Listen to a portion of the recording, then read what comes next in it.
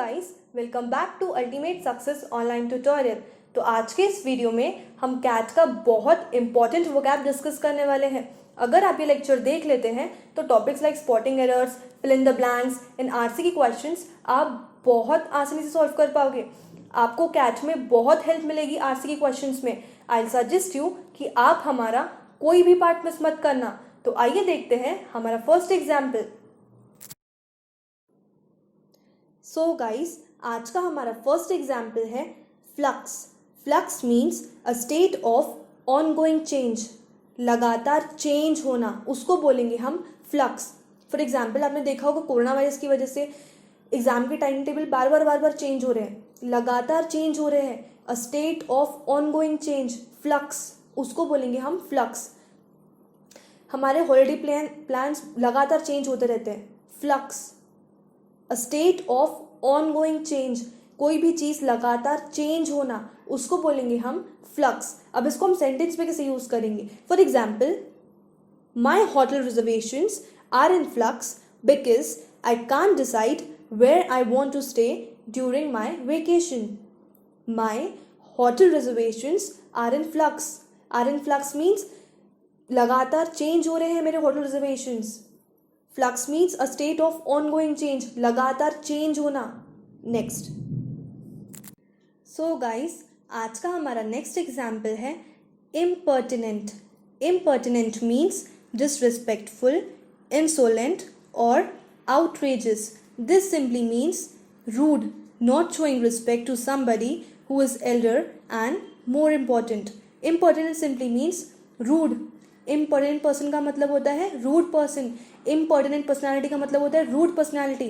Impertinent simply means rude, impertinent behaviour means rude behaviour. इसको हम sentence पे कैसे यूज करेंगे? For example, I didn't mean to be impertinent. I didn't mean to be impertinent.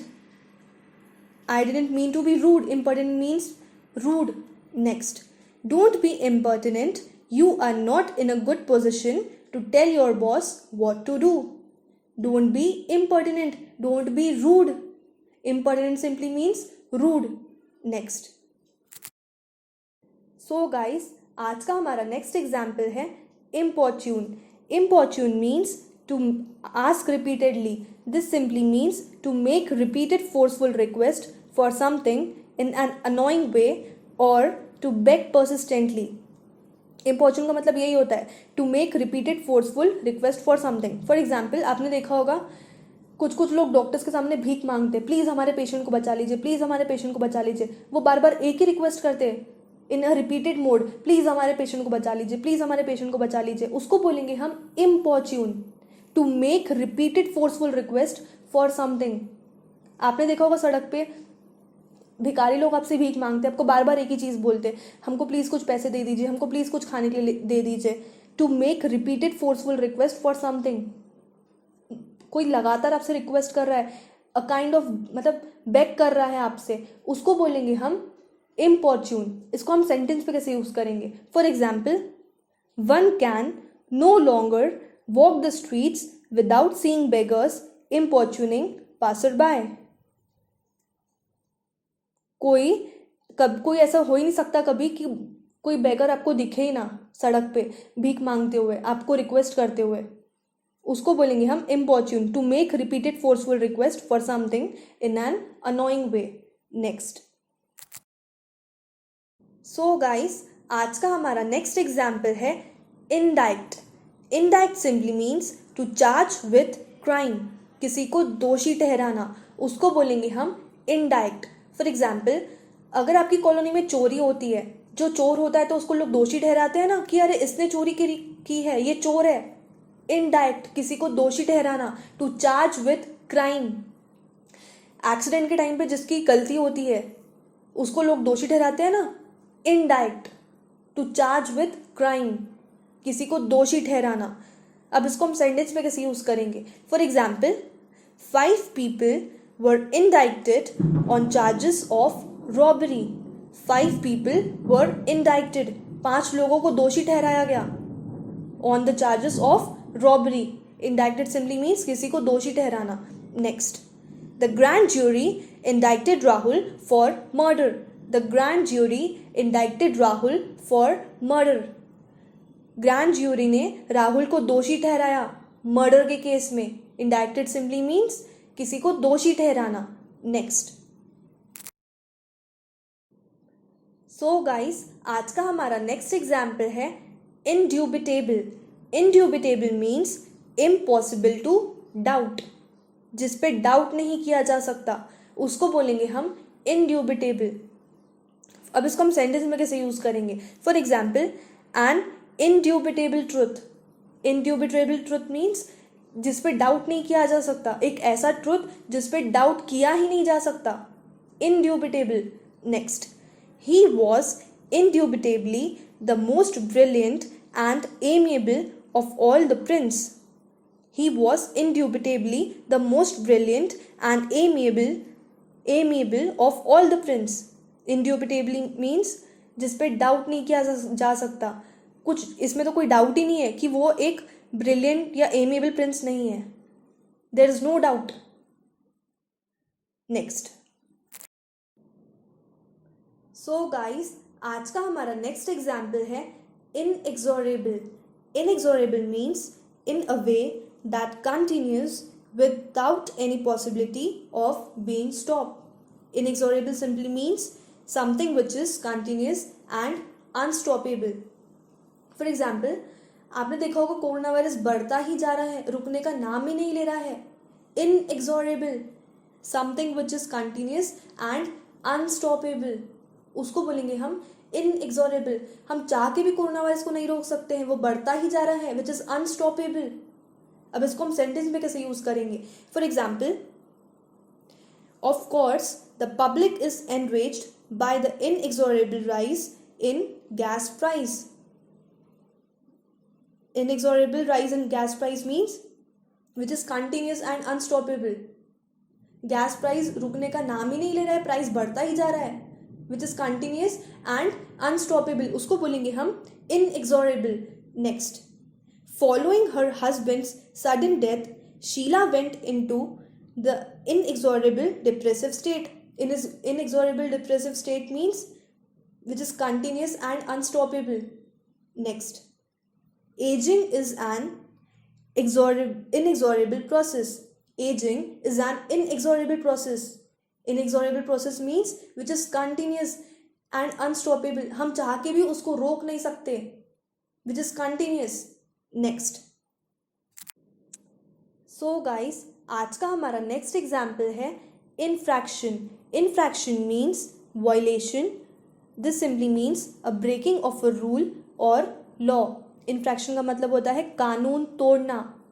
A breaking of a rule or law. For example, आपने देखा होगा जब signal में रेड लाइट जल रही होती है तो सबको रुकना पड़ता है, बट कुछ लोग सिग्नल तोड़ के भाग जाते हैं. That means they are breaking the law. Infraction, कानून तोड़ना. जो सिग्नल छोड़ के भाग जाते हैं वो लोग कानून तोड़ रहे हैं. इनफ्रैक्शन, उसको बोलेंगे हम infraction. A breaking of a rule और लॉ. कुछ लोग बिना लाइसेंस की गाड़ी चलाते हैं. दैट मीन्स वो लोग कानून तोड़ रहे हैं. Infraction, a breaking of a rule और लॉ. अब इसको हम सेंटेंस पे कैसे यूज करेंगे? For example, the candidate had committed an infraction at a previous job. The candidate had committed an infraction at a previous job. कैंडिडेट ने कानून तोड़ा था प्रीवियस जॉब में. कमिटेड इन्फ्रैक्शन मीन्स उसने प्रीवियस जॉब में कानून तोड़ा था. इन्फ्रैक्शन मीन्स कानून तोड़ना. A breaking of a rule और law. Next. Our company may forgive a minor infraction, but other companies impose hefty fines. Our company may forgive a minor infraction. हमारी company ऐसे छोटे मोटे कानून तोड़ने पे माफ़ कर देती है, लेकिन दूसरी कंपनीज फाइन लगाती है. Infraction means a breaking of a rule और लॉ. कानून तोड़ना, उसको बोलेंगे हम इन्फ्रैक्शन. नेक्स्ट. सो गाइस, आज का हमारा नेक्स्ट एग्जाम्पल है आइले. Isle means a small island. Island means a piece of a land surrounded by water. Isle simply means a small island. Next. So guys, आज का हमारा नेक्स्ट एग्जाम्पल है jeopardize, jeopardize means to place in danger, किसी को खतरे में डाल देना, किसी को डेंजर में डाल देना, उसको बोलेंगे हम जियोपैराडाइज।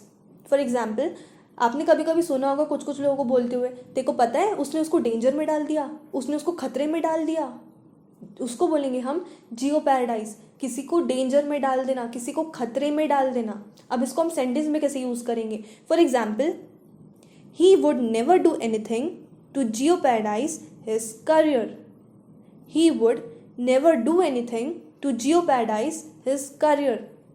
Jeopardize means वो कभी कुछ ऐसा काम नहीं करेगा कि उसका करियर खतरे में पड़ जाए। Next, I am not about to jeopardize my job by asking all kinds of questions. I am not about to jeopardize my job by asking all kinds of questions. मैं अपनी जॉब को खतरे में नहीं डाल सकती ऐसे क्वेश्चन पूछ के। जियोपैराडाइज मीन्स किसी को खतरे में डाल देना या किसी को डेंजर में डाल देना। नेक्स्ट, सो गाइस, आज का हमारा लास्ट एग्जाम्पल है lease. Lease means property that is leased और rented out. This simply means a legal agreement that allows you to use a building और land for a fixed period of time in return for rent. For example, कुछ लोग किराए के मकान में रहते हैं, उनका एक लीगल अग्रीमेंट साइन होता है कि वो लोग फिक्स्ड पीरियड ऑफ टाइम तक के ही रह सकते हैं जितना उन्होंने पैसे पे किया है, उसको बोलेंगे हम lease. A fixed agreement, a legal agreement for a fixed period of time, उसको बोलेंगे हम लीज। फॉर एग्जाम्पल, मैंने 2 महीने के लिए किराए का रूम लिया, मेरा एक लीगल अग्रीमेंट हुआ है कि मैं 2 महीने तक यहाँ रह सकती हूँ, मैंने उस 2 महीने के पैसे पे किए, उसको बोलेंगे हम लीज। 2 महीने के बाद मैं नहीं रह सकती हूँ क्योंकि मेरा लीगल अग्रीमेंट 2 महीने तक का ही है, उसको बोलेंगे हम लीज। इसको हम सेंटेंस पे कैसे यूज करेंगे? For example, the lease on the flat expires next year. The lease on the flat expires next year. जो उनका लीगल अग्रीमेंट था, जो उनका फिक्स पीरियड ऑफ टाइम था, लीगल अग्रीमेंट था कि वो लोग ये फिक्स पीरियड ऑफ टाइम तक रह सकते हैं, वो नेक्स्ट ईयर एक्सपायर होने वाला है। दैट मीन्स जितने टाइम के लिए उन्होंने एग्रीमेंट साइन किया था वो नेक्स्ट ईयर एक्सपायर होने वाला है। लीज का मतलब यही है, a legal agreement that allows you to use a building और land for a fixed period of time in return for rent. Next, so guys, अगर आपको ये वीडियो अच्छा लगा हो तो आप हमारे इस चैनल को सब्सक्राइब कर लीजिए सो दैट हम जब भी हमारा न्यू वीडियो अपलोड करेंगे आपको उसका नोटिफिकेशन तुरंत मिल जाएगा। And please do like, comment and share this video, and if you have any queries regarding this lecture, please drop me a text in the comment section below. Thank you.